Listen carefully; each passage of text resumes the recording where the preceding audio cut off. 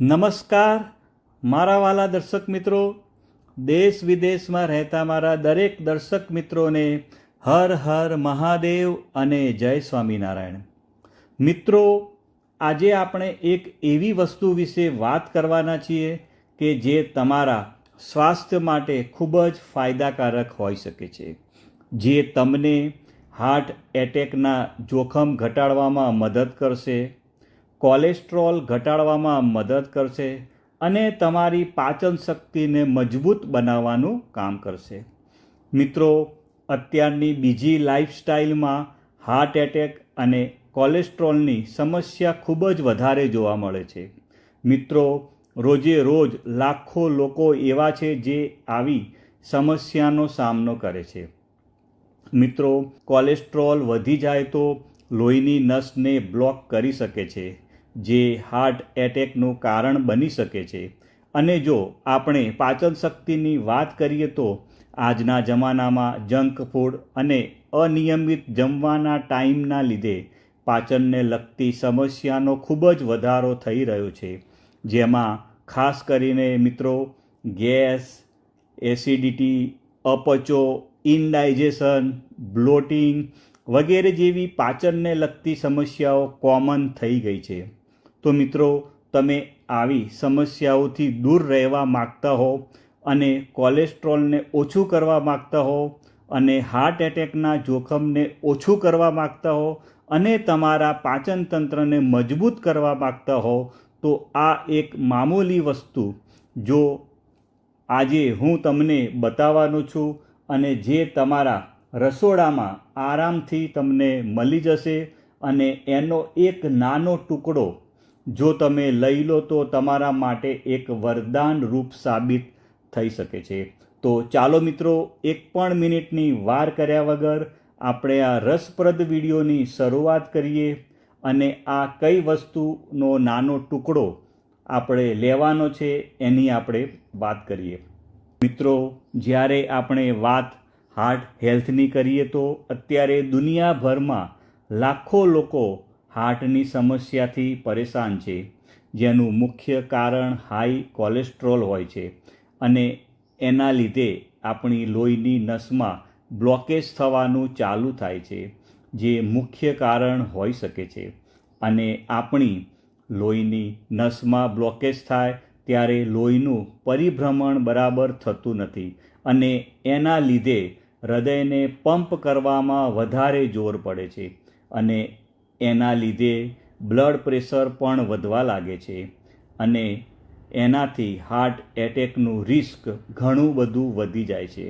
મિત્રો, જો હું તમને સિમ્પલ ભાષામાં કહું તો તમારી લોહીની નસો જેટલી ચોખ્ખી રહેશે તેટલું તમારું હાર્ટ વધારે હેલ્ધી રહેશે. મિત્રો, જો પાચનની વાત કરીએ તો આજની મોડર્ન લાઈફસ્ટાઈલ એ આપણી પાચન તંત્રને ખૂબ જ બગાડવાનું કામ કરે છે. મિત્રો, અનિયમિત ખોરાક, જંક ફૂડ અને સ્ટ્રેસ આપણી પાચન તંત્રને બગાડવાનું કામ કરે છે અને એના લીધે આપણને ગેસ, અપચો જેવી સમસ્યાઓ જોવા મળે છે અને આપણને એ સમસ્યાઓ કહે છે કે આપણી પાચન તંત્રને ઠીક કરવાની ખૂબ જ જરૂર છે.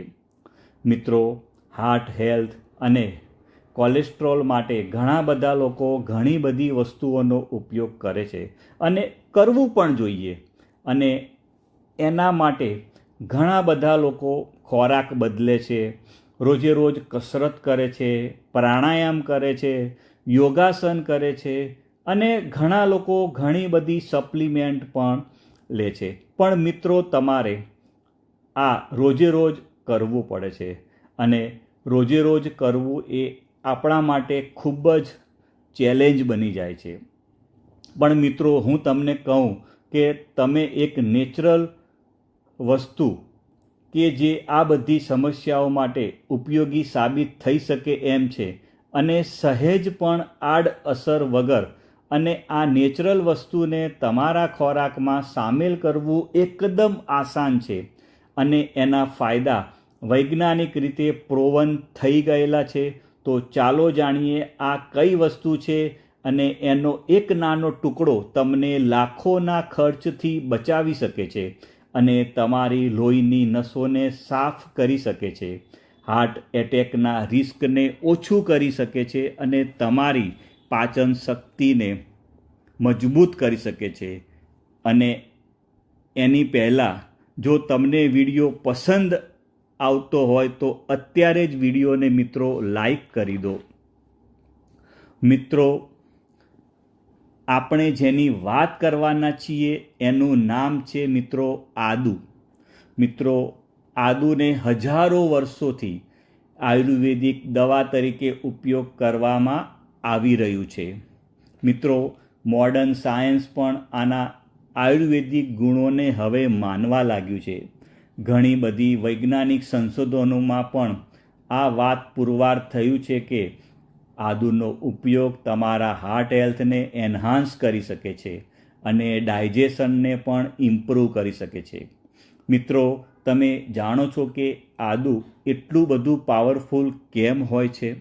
મિત્રો, આદુમાં આવેલ બાયોએક્ટિવ કમ્પાઉન્ડ એન્ટી ઇન્ફ્લામેટરી હોય છે અને એન્ટી ઓક્સિડન્ટની જેમ કામ કરે છે, જે તમારા શરીરના કોષને ડેમેજ થતાં અટકાવે છે અને ઓવરઓલ હેલ્થને પણ ઇમ્પ્રૂવ કરે છે. આદુ ડાયજેસ્ટિવ સિસ્ટમને પણ મિત્રો સ્ટિમ્યુલેટ કરે છે, જેનાથી પાચન એકદમ સરળ થાય છે, પેટનું ફૂલવું બંધ થાય છે અને ગેસ પણ ઓછો થાય છે અને ઇનડાયજેશનના પ્રોબ્લેમથી તમને છુટકારો થાય છે. મિત્રો, આનો પ્લસ પોઈન્ટ એ છે કે આનો ઉપયોગ કરવો એકદમ સહેલો છે અને સરળતાથી તમને મળી પણ જાય છે.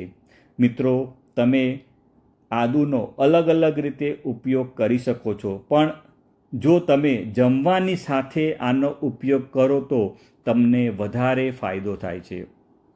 મિત્રો, તમને આદુને ખાવાની સાથે કેવી રીતે ઉપયોગ કરવો એના વિશે હું વાત કરવાનો છું. મિત્રો, આપણે એ સમજવાની જરૂર છે કે આદુને ખાવાની સાથે ચાવીને ખાવાની રીત કેમ ફાયદાકારક છે તે ચાલો આપણે સમજીએ. મિત્રો, પહેલો પોઈન્ટ છે બાયો અવાઇલેબિલિટી. મિત્રો, આપણે ફ્રેશ આદુ ખાઈએ છીએ ત્યારે તેમાં રહેલા કમ્પાઉન્ડ જેવા કે જિંજરોલ, સેગોલ્સ જે તમારા શરીરને ડાયરેક્ટલી મળે છે અને એમાં કોઈ પણ પ્રકારનું ચેન્જ કે ડિગ્રેડેશન થતું નથી. મિત્રો, ફ્રેશ આદુને જ્યારે તમે ચાવીને ખાઓ છો ત્યારે તે લાળ રસના એન્ઝાઇમને સ્ટિમ્યુલેટ કરે છે, જે ડાયજેશનને એન્હાન્સ કરવાનું કામ કરે છે. મિત્રો, હવે તમને એ પ્રશ્ન થાય કે ચાલો, આદુ તો આપણા હેલ્થ માટે ખૂબ જ ફાયદાકારક છે, પણ હવે તેને ખાવું હોય તો કેવી રીતે ખાઈ શકીએ? અને જો આપણે સીધું કાચું જે છે આદુ એ આપણે સીધું ખાઈએ તો આપણા મોઢામાં તકલીફ પણ મિત્રો થઈ શકે છે. મિત્રો, તમારે આદુને સીધું મોઢામાં નાખીને ખાવાનું નથી. મિત્રો, તમે આદુનો નાનો ટુકડો લઈ લો અને પછી તમે એને છીણી લો. તમારે અડધી ચમચી આદુનો છીણ લેવાનો છે અને પછી તમારે તેને તમે જે શાક લીધું હોય થાળીમાં એ શાકની ઉપર તમારે એ અડધી ચમચી આદુના છીણને શાક ઉપર તમારે ભભરાઈ દેવાનું છે અને પછી તમારે ખાવાનું છે. એક રીત આ છે. બીજી રીતની વાત કરું તો તમારે દરેક કોળીઓ તમે જે ખાઓ એમાં એક કોળિયાની અંદર રોટલી અને શાકનો તમે એક લો કોળીઓ, તો એમાં તમારે થોડુંક એનું છીણ મૂકી દેવાનું અને પછી તમારે કોળીઓ ચાવીને ખાવાનો છે. તમે દિવસનું અડધી ચમચીથી વધારે આદુનું છીણ ખાવાનું નથી. એટલે તમારે જે નાનો ટુકડો લીધો હોય એને તમારે છીણી નાખવાનું અને પછી તમારે જો તમને શાકમાં ઉપર નાખીને ખાવાની રીતે ભાવે તો એવી રીતે પણ તમે ખાઈ શકો છો, અથવા તમે રોટલી અને શાક જ્યારે લો છો ત્યારે તમારે થોડું છીણ એમાં મિક્સ કરી અને પછી તમારે એને ચાવીને ખાવાનું છે. મિત્રો, તમારી કોઈ સ્પેસિફિક હેલ્થ કન્ડિશન હોય તો તમે તમારા ડૉક્ટરની સલાહ મુજબ જ આનો ઉપયોગ કરવો. મિત્રો, તમને મારો વિડીયો સારો લાગ્યો હોય તો લાઈક કરવાનું ભૂલતા નહીં. આવજો મિત્રો, બાય બાય.